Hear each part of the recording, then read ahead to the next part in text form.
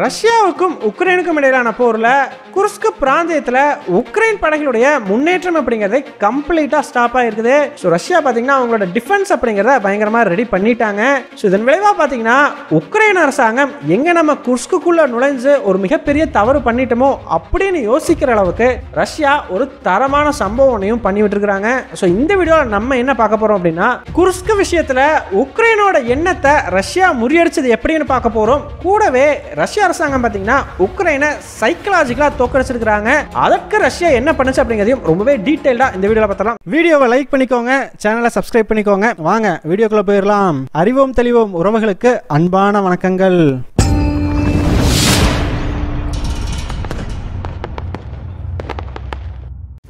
முதல் விஷயமா ரஷ்யாவுக்கும் உக்ரைனுக்கும் இடையிலான போர்ல குர்ஸ்க் பிராந்தியத்துல இவ்வளவு நாட்களா பெருசா எந்த ஒரு எதிர்ப்பையுமே சந்திக்காம ரொம்பவே ஈஸியா உக்ரைன் அரசாங்கம் முன்னேறிட்டு இருந்தாங்க.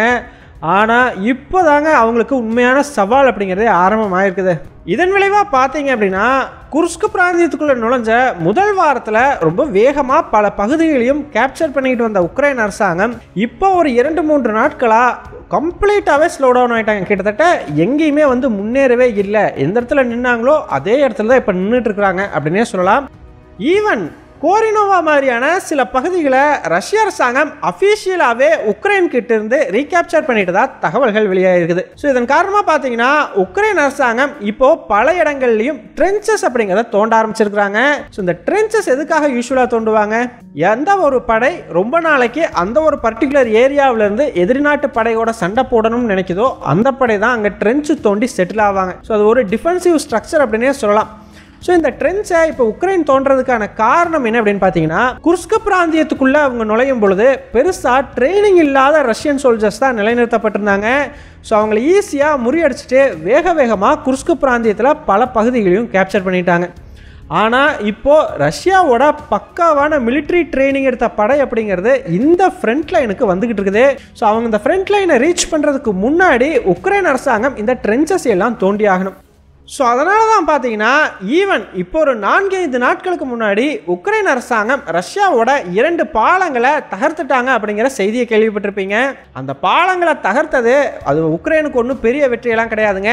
ஜஸ்ட் அவங்களுக்கு இந்த ட்ரென்ச்சு தோன்றதுக்கு ஒரு குறிப்பிட்ட கால அவகாசம் அப்படிங்கிறது தேவை. அந்த கால அவகாசத்தை உருவாக்கிக்கிறதுக்காக தான் அந்த பாலங்களை தகர்த்தாங்க.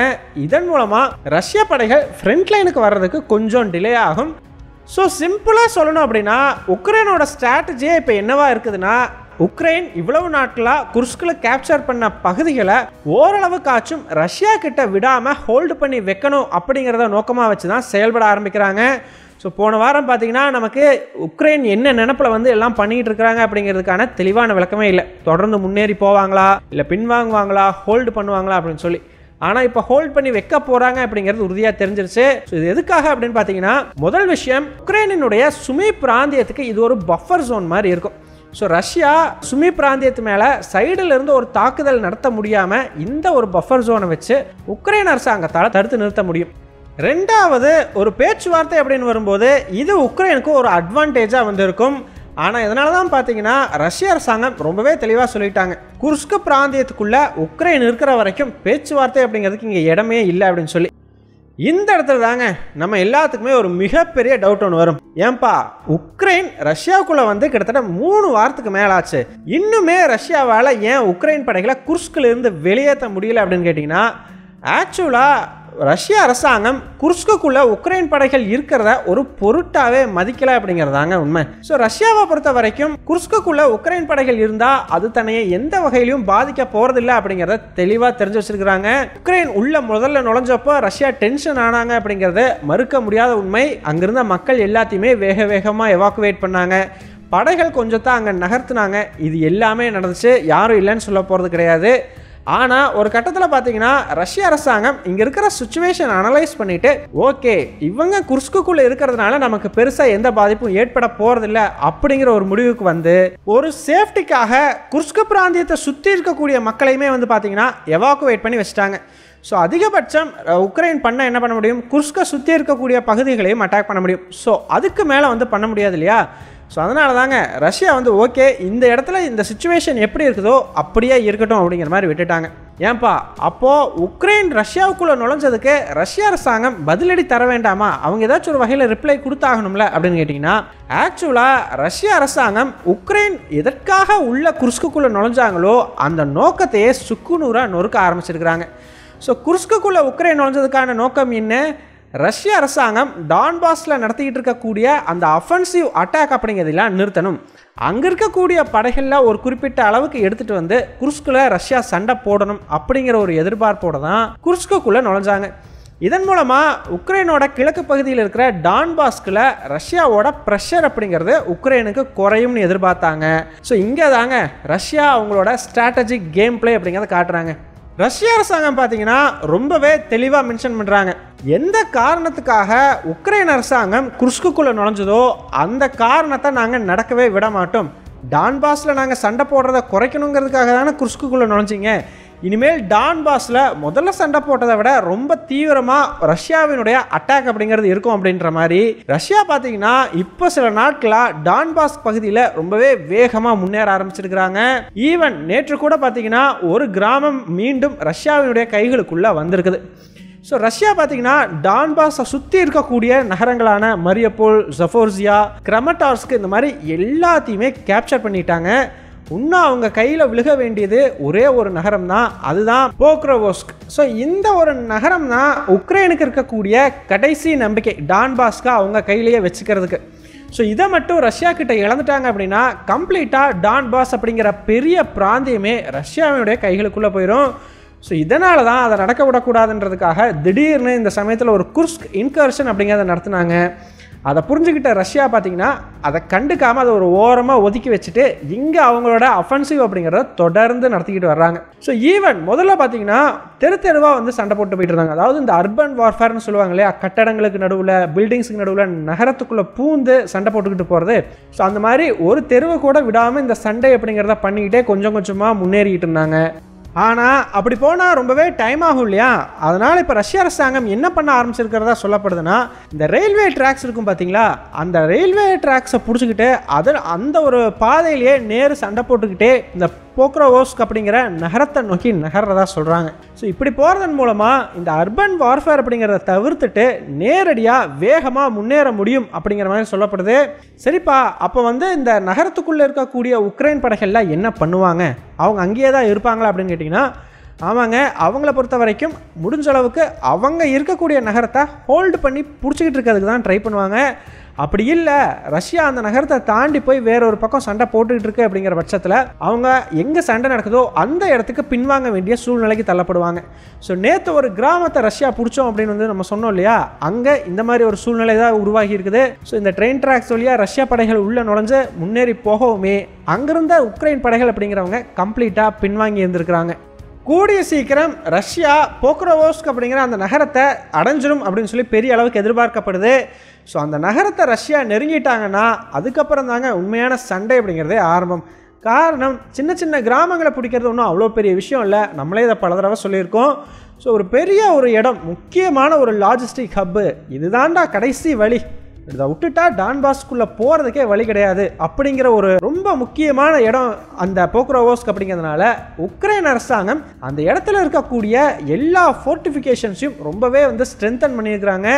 பயங்கரமாக அங்கே படைகள் அப்படிங்கிறது தயார் நிலையில் வைக்கப்பட்டிருக்குது. ஸோ கண்டிப்பாக அந்த நகரத்துக்கு ரஷ்யா போனாங்கன்னா ஒரு மிகப்பெரிய சண்டை அப்படிங்கிறத நம்ம எதிர்பார்க்கலாம். சரிப்பா, இது எல்லாமே ஓகே. அப்போது இந்த போக்ரோவோஸ்க் அப்படிங்கிற நகரத்தை ரஷ்யா கேப்சர் பண்ணுற வரைக்கும் குர்ஸ்க் பிராந்தியத்தில் உக்ரைன் படைகள் இருந்துக்கிட்டே தான் இருப்பாங்களா, அவங்கள வெளியேற்றுறதுக்கு ரஷ்யா எதுவுமே பண்ண மாட்டாங்களா அப்படின்னு கேட்டிங்கன்னா, கண்டிப்பாக டெய்லியுமே அந்த பகுதியில் தாக்குதல் நடத்துவாங்க இல்லையா, அந்த தாக்குதல்கள் அப்படிங்கிறது நடந்துக்கிட்டு தாங்க இருக்கும். முக்கியமாக ஏர் அட்டாக்ஸ் அப்படிங்கிறது குர்ஸ்க் பிராந்தியத்தில் சப்ளை ரூட்ஸை குறி வச்சு ரஷ்யா பண்ணிக்கிட்டே தான் இருக்க போகிறாங்க, அதில் எந்த மாற்றமும் இல்லை. ஆனால் ஒரு கவுண்டர் அஃபென்சிவ் அப்படிங்கிறது அங்கே நடக்காது. ஸோ ஒரு மிகப்பெரிய புஷ் அப்படிங்கிறத பண்ணி உக்ரைன் படைகளை வெளியேற்றுறதுக்கு ரஷ்யா பெருசாக ரிஸ்க் எடுத்து எதுவும் பண்ண மாட்டாங்க. காரணம், இந்த போக்ரோவோஸ்க் பகுதியில் ஒரு பெரிய சண்டை வருது அப்படிங்கிற பட்சத்தில் ரஷ்யாவோட வெல் ட்ரெயின்டு சோல்ஜர்ஸ் எல்லாத்தையுமே அந்த ஒரு நகரத்தில் ரஷ்யா பயன்படுத்தி ஆகணும். அந்த சமயத்தில் அவங்களெல்லாம் அங்கே பயன்படுத்தக்கூடாது அப்படிங்கிறதுக்காக தான் உக்ரைன் குர்ஸ்குக்குள்ளே நுழைஞ்சது. ஸோ அப்படிப்பட்ட சமயத்தில் அங்கே இருக்கக்கூடிய படைகளை எடுத்துகிட்டு வந்து குர்ஸ்கில் பயன்படுத்திக்கிட்டு இருந்தால் அது ரஷ்யாவுக்கு தான் இழப்பாக மாறும். ஸோ இதனால தான் ரஷ்ய அரசாங்கம் இந்த பகுதி உக்ரைன் கையில் இருந்துட்டு போட்டுங்க, நான் அதை முடிச்சுட்டு இதை வந்து பார்த்துக்கிறேன் அப்படிங்கிற ஒரு நோக்கத்தில் ஒரு கண்ணோட்டத்தில் இப்போ வந்து ரொம்ப ஃபாஸ்ட்டாக டான்பாஸ்க் பகுதியில் நகர்ந்துக்கிட்டு இருக்கிறாங்க. அது மட்டும் இல்லைங்க, இந்த மாதிரியான ஒரு ரொம்பவே கேர்ஃபுல்லான நகர்வு மூலமாக ஆல்ரெடி உக்ரைன் அரசாங்கத்தை சைக்கலாஜிக்கலாக ரஷ்யா டிஃபீட் பண்ணிருச்சுங்க. காரணம், உக்ரைன் குர்ஸ்குக்குள்ளே போய் அட்டாக் பண்ணும் பொழுது ரஷ்யா இங்கேருந்து படைகளை எடுத்துகிட்டு வருவாங்கன்னு சொல்லி பெரிய அளவுக்கு எதிர்பார்த்துக்கிட்டு இருந்தாங்க. ஆனால் ஒரு யூனிட்டை கூட வந்து இந்த டான்பாஸ்க் பகுதியிலேருந்து ரஷ்யா எடுத்துகிட்டு வந்து குர்ஸ்கில் பயன்படுத்தவே இல்லைங்க. மொத்தமாக இப்போது குர்ஸ்கு பகுதியில் இருக்கிறது ரஷ்யாவோட டொமஸ்டிக் யூனிட்ஸும் கார்கிவ் பகுதியில் சண்டை போட்டுக்கிட்டு இருந்த கொஞ்சம் படைகளும் மட்டும்தான். பெருசாக அங்கே வந்து படை நகர்வு அப்படிங்கிறதே ரஷ்யா பண்ணலை. ஸோ இதன் மூலமாக பார்த்தீங்கன்னா உக்ரைன் கிட்ட நீ நினச்சது எதுவும் இங்கே நடக்காது, நான் என்ன நினச்சனோ அதை நான் நினச்ச மாதிரி நடத்தி காட்டுவேன் அப்படிங்கிறத ரஷ்யா தெளிவாக சொல்லி காட்டியிருக்கிறாங்க. ஸோ இதுவே பார்த்தீங்கன்னா உக்ரைனுக்கு ஒரு சைக்கலாஜிக்கல் டிஃபீட் அப்படின்னு தான் சொல்லி ஆகணும். ஆனால் இப்போதைக்கு உக்ரைன் இதை ஹோல்டு பண்ண தான் போகிறாங்க, அதில் சந்தேகமே தேவையில்லை. இதனால் ரஷ்யாவுக்கு எதுவும் பாதிப்பு இல்லையா அப்படின்னு கேட்டிங்கன்னா, ஸோ ரஷ்யாவை பொறுத்த வரைக்கும் சுற்றியுமே குர்ஸ்கை சுற்றி ரஷ்ய படைகள் அப்படிங்கிறத நிறுத்திடுவாங்க. ஸோ ஆட்டோமேட்டிக்காக அந்த பகுதி சுற்றி வளைக்கப்படும்.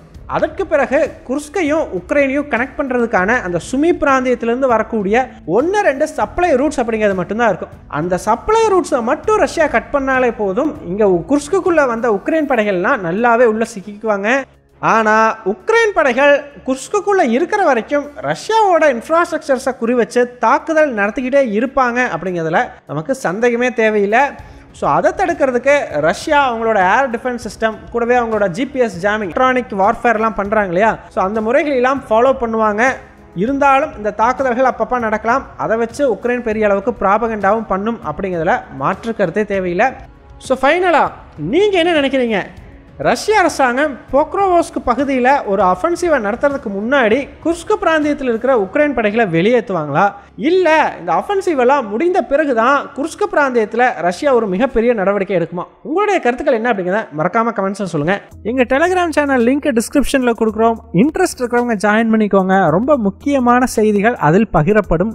வீடியோ பிடிச்சிருந்ததுன்னா லைக் பண்ணிக்கோங்க, சப்ஸ்கிரைப் பண்ணிக்கோங்க. இதன் மூலமாக எங்களுடைய வீடியோஸ் இன்னும் நிறைய பேர்த்துக்கு போய் சேரும்.